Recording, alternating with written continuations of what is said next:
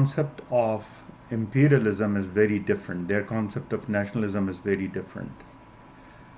They consider any land that belongs to even those who occupy China as its own. I mean, it's very different from, other parts of the world where we get draw definitions and perceptions about nationalism. For instance, look at the Mongols. The Mongols, people who originated in Siberia, they attacked China, they occupied China, they ruled China for several decades. Today, China considers Mongolia as part of its own country. It has ambitions towards Mongolia. It also has ambitions towards Siberia, which is now part of Russia, because the Mongols lived there. In Buryatia, in Irkutsk, in Khalsa, many people who live in Yakutia, for instance, these are all related ethnic groups that once dominated central and northern China, and to some extent western China, all the way down to Tibet and India. And it's the same thing with Central Asia. China considered that as an extension of China because people from Central Asia once attacked and occupied areas around the Yellow River and Yangtze and other places where the Hans live today. So I think the concept of imperialism or nationalism, China doesn't see itself as an occupier. It sees someone who's trying to regain control of the land that it lost, which is very strange. For instance, it doesn't have any cultural affinity with the lands that it tried to connect to. Civilizational affinity, no. It is only a militaristic approach to nationalism. I think that is very disturbing for the rest of the world. I think the second concept that I would like to draw attention to is the modus operandi, the way China thinks about expanding itself as it gains power through economic might, through militaristic approaches. There's a way that China is trying to expand itself, which is very threatening to the world. You might have heard Nikki Haley, for instance, mentioning it in the United Nations, and she said the difference between the Soviet Union and China is very stark. Soviet Union versus West, United States, England, France, their behavior against Western world it was very different compared to how the Chinese are engaging with the West. There was a very clear black and white distinction between economic models that the Soviet Union was trying to promote versus what the West was trying to promote, communism versus capitalism. There was a clear understanding of cultural differences. There were clear understanding of the demarcations of the land that Soviet Union claimed or occupied, and the West had control or influence over. In Germany, for instance, we saw there were walls between East and West Germany through Berlin City. So you can see there was no clear engagement, there was no partnership, there was no collaboration between the Soviets and the West when they were competing for turf. With the Chinese, it is very different. China tried to penetrate and collaborate and engage with the West and try to give this idea that they can coexist and co-function and grow together. I think this is something that is very threatening because this is not real. I was reading this article on BBC. There's this wasp. It's called Glyptopantales. That's the name of a bug. It lays eggs in a caterpillar. Those eggs then grow inside the caterpillar, and those they work with the DNA of that caterpillar in a way that the caterpillar starts behaving as a bodyguard of those eggs, the wasp eggs, and eventually the wasp, they grow and they come out of the caterpillar. The caterpillar is eventually starved to death, and that's how uh, it works on its survival by uh, using its host and drying up the resources, just like how the Chinese are doing with the rest of the country. I mean, for instance, if you look at Pakistan and Nepal, these are in our neighborhood. These are very good examples of how this analogy could be used there.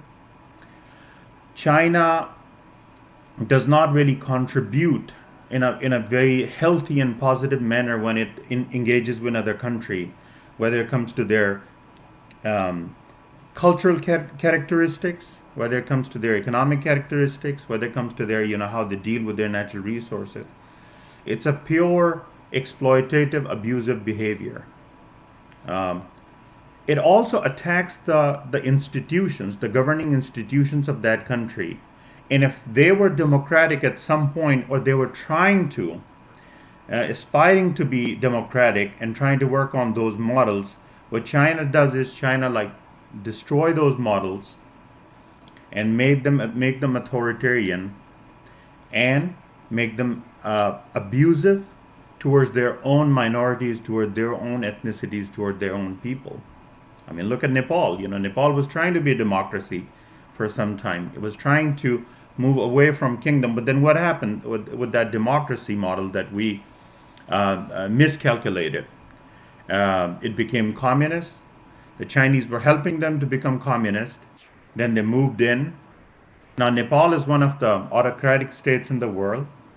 It is attacking its own people, its own minorities, its own different ethnic groups. It is abusing them, it is taking their natural resources.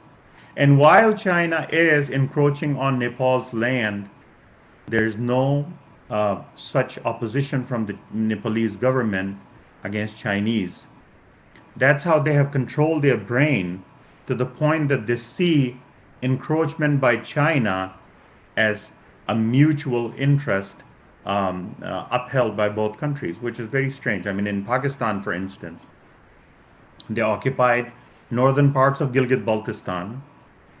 Pakistanis in 1960s gave away part of Gilgit-Baltistan. So first in 1949, Mao, through his revolution, he occupied, Takdumbash and Dafdar and Aghil and Raskam and all these different valleys. And then 1960s, we gave away part of Shimshal and part of Mintaka River and the valleys around it, and then part of Shahskam, one of the major valleys that were part of Baltistan and Ladakh district. And Pakistan was happily doing it. This is how they engage with other countries, destroy their self-esteem and respect, destroy their ability to protect their own land, their economy, their resources, and eventually take over. So Pakistan, which was aspiring to be a democracy, trying to align itself with the Western world, is now one of the worst dictatorships in the world. Every single institution that you see in Pakistan today is occupied by Pakistani military. If you have a CEO or a director or a chairperson of any civilian institution today, that is either a serving or retired military general or a brigadier. They have literally taken over the democratic civilian institutions in the country. So that analogy of how the wasp lays eggs inside a caterpillar, eats it out, and then eventually thrives on it while the caterpillar eventually dies of starvation is something that China is doing with the rest of the world. Kenya is another example. We have Sri Lanka. Thousands of articles probably been written about Sri Lanka and how China has destroyed them. Um, this is a very exploitative manner of how they're expanding in the world. And the funny thing is that as China is growing, it is becoming powerful. There, as a general expectation from rest of the world, that China will probably open up with more wealth, more relief, abundance of everything. China will probably be more caring towards its people, more cooperative and thankful towards the rest of the world that it is feeding on. I mean, we know a lot about intellectual property theft. We know a lot about how they have engaged with the West, stole their blueprints of industrial and manufacturing models, and how they went and copy everything, and try to like um, produce these second and third rate uh, uh, manufacturing to be again like distributed in the rest of the world, to expand its strategic and political and economic interest. But what we see is the opposite. The opposite is that it is becoming more oppressive. Look at what they're doing with the Uyghurs. I mean, we can see another Auschwitz happening in Xinjiang right now. The way the Jews were persecuted and targeted and put in camps and eventually exterminated. This is what we see happening in Xinjiang right now. Tibet is exactly the same case. There's a place in the south of China. It's an autonomous region. It's on it shares border with Vietnam. It's called Guangxi Autonomous Region. The ethnic minority that lives there, it is the largest ethnic minority in China. We talk a lot about Uyghurs in Tibet. They're smaller minorities. Tibetans are less than about, let's say, 2 to 3, 4 million at the most. Uyghurs probably like, anywhere between 6 to 7 million at most. But people who live in Guangxi, the ethnic minority, they're called Zhuang, and the Zhuang are 170 million people. That is pretty much the same population as UP, or the population of Pakistan. Close to population of Pakistan is almost 210 million. So 170 to 175 million Zhuang ethnic minorities. They have forgotten about their language, their identity. They have been completely taken over. Even with such a huge population, the Hans have taken over their identity, their culture, their economy, have turned them and dispersed them and displaced them into different provinces, and completely, paralyzed their existence. This is what they're doing with other ethnic minorities, Mongolians. I mean, we used to think about Manchus as a community. Now, they're completely like evaporated. I mean, we know where they exist. There are a few provinces up in the northeast where they used to exist, but if you go there, you might not even recognize them. They're like, Han. They behave like Han. They speak Mandarin like, they try to like, fit in and try to merge, and try to like uh, create this the safety tool, which is, if we can coexist with them and try to behave more like them, then probably they will stop attacking us. That is what Chinese model is. No respect for your own personal identities, no respect for your own individualism, or individual social identities. It's assimilation. It's all about assimilation. We are one. This is what Pakistani model is, where the ruling oligarchy, the military, the goons, they want everyone to speak one language, follow the single model of religion that they have prescribed.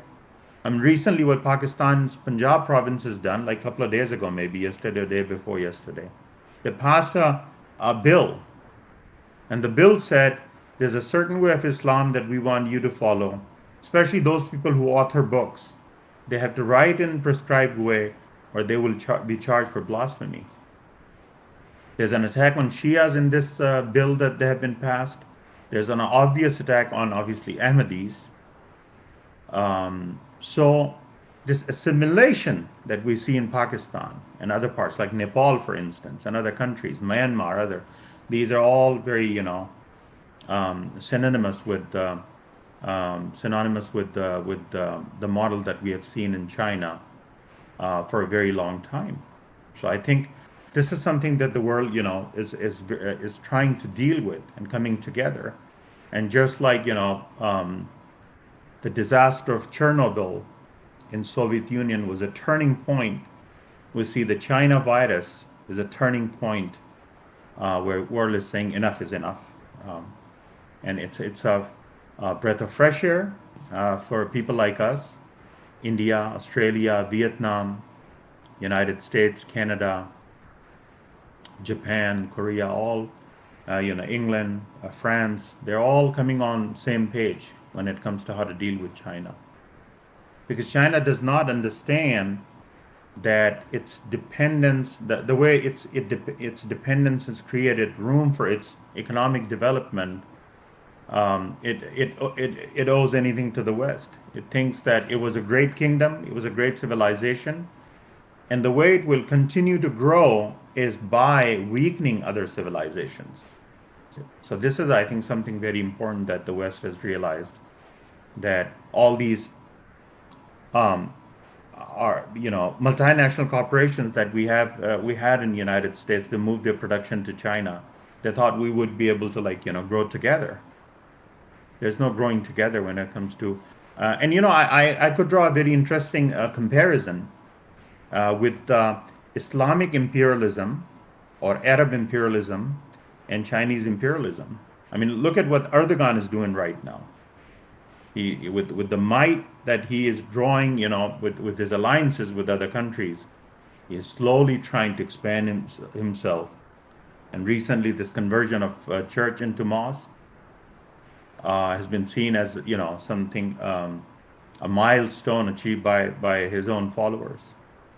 And there was this person, the mullah, sitting on the pulpit with a sword in his hand. It was a clear indication that, we will continue to expand. Islamic imperialism, Arab imperialism, is all about expanding by might. There's no coexistence. There's a one-way street. We expand, you, become weaker. There's no coexistence.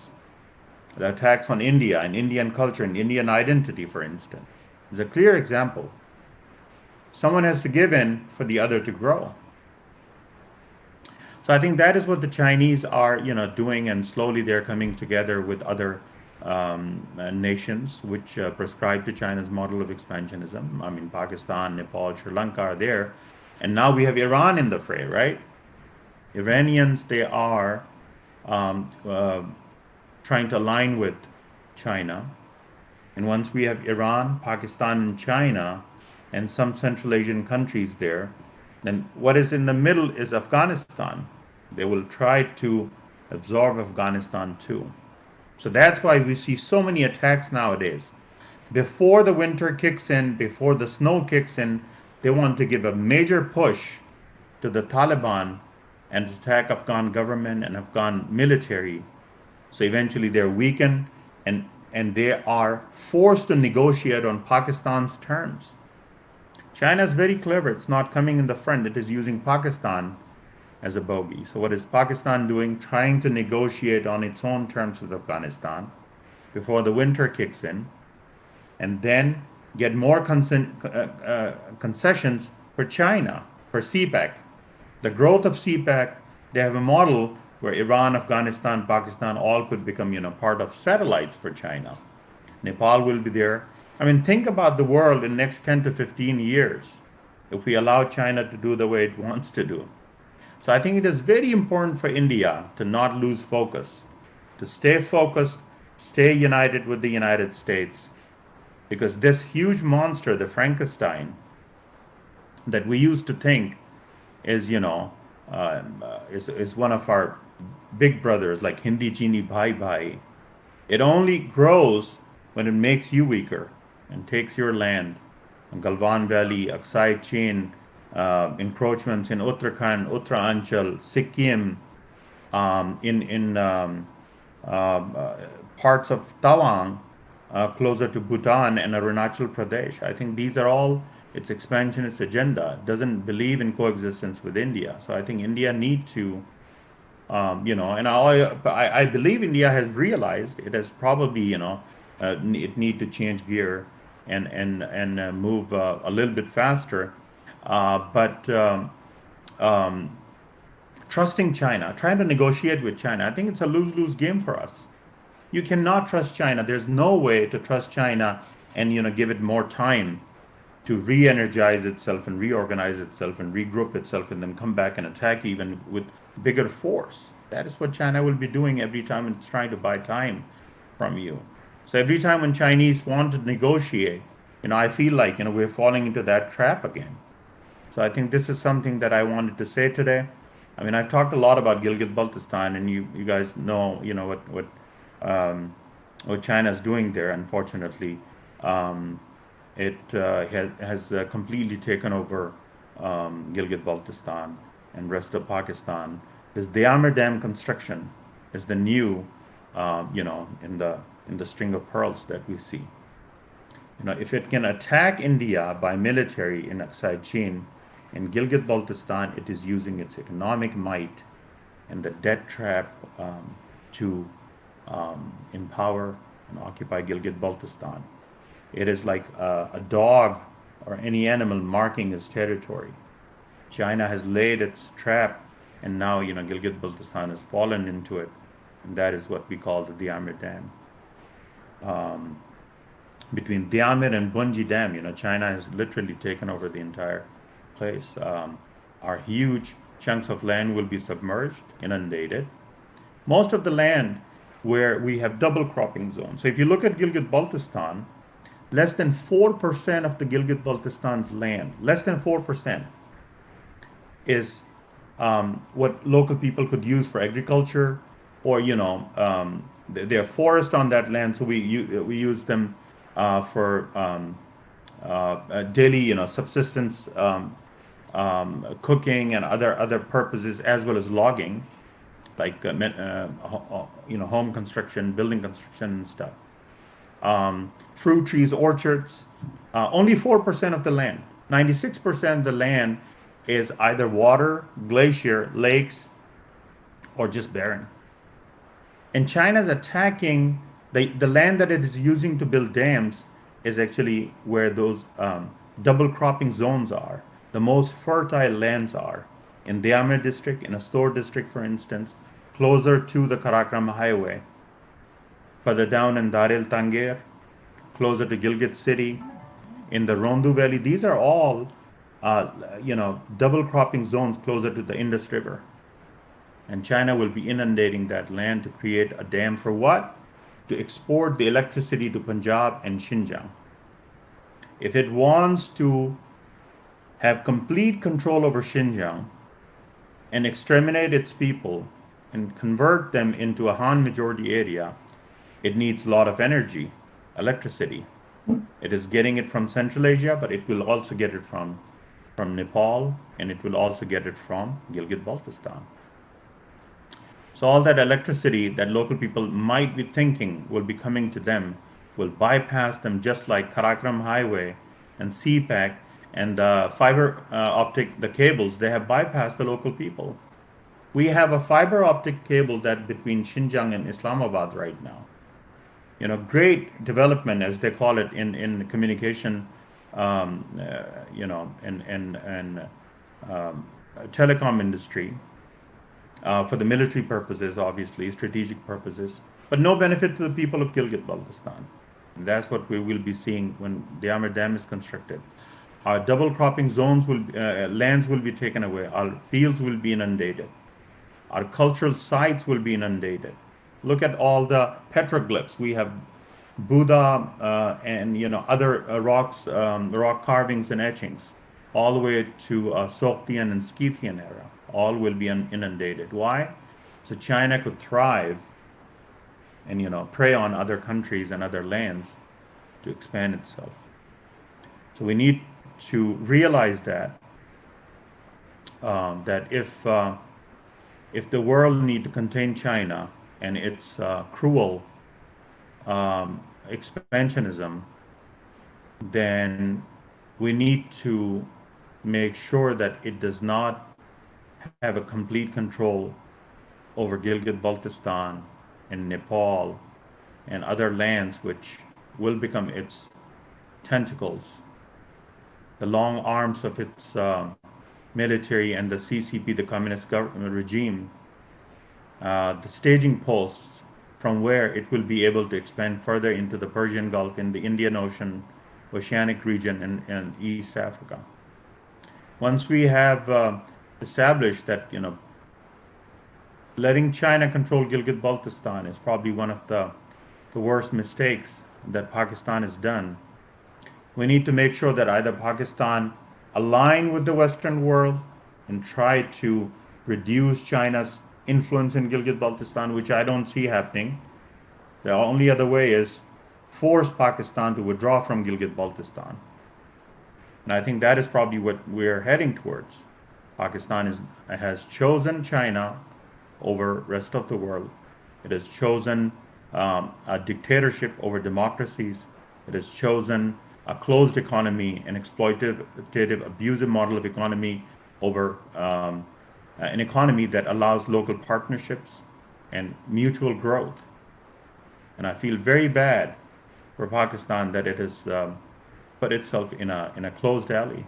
एक बंद गली में पाकिस्तान चला गया है और मुझे नहीं लग रहा है कि आइंदा आने वाले दिनों में पाकिस्तान के पास कोई ऐसा चांस है यू टर्न का. We know Imran Khan is known for U-turns. He is called the prime minister of U-turns. But when it comes to China, there's no U-turn.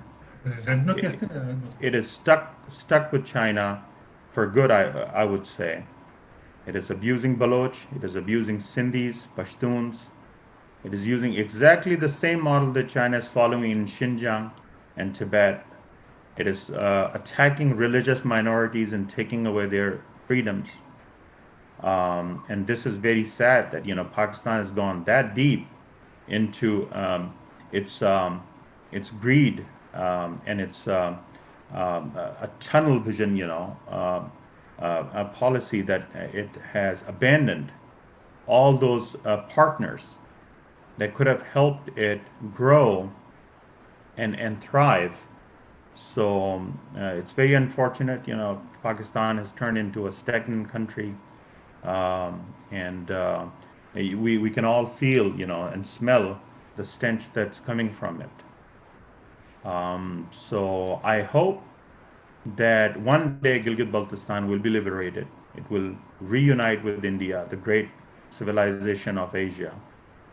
And we are constitutional Indian citizens, which have been deprived of all those political rights that other Indians enjoy. And hope that will come to an end and we'll be able to reunite with our ethnic brethren in Ladakh, and Tibet will be free hopefully and will reunite with its ethnic brethren and be free from the clutches of the Chinese imperialism. Thank you so much.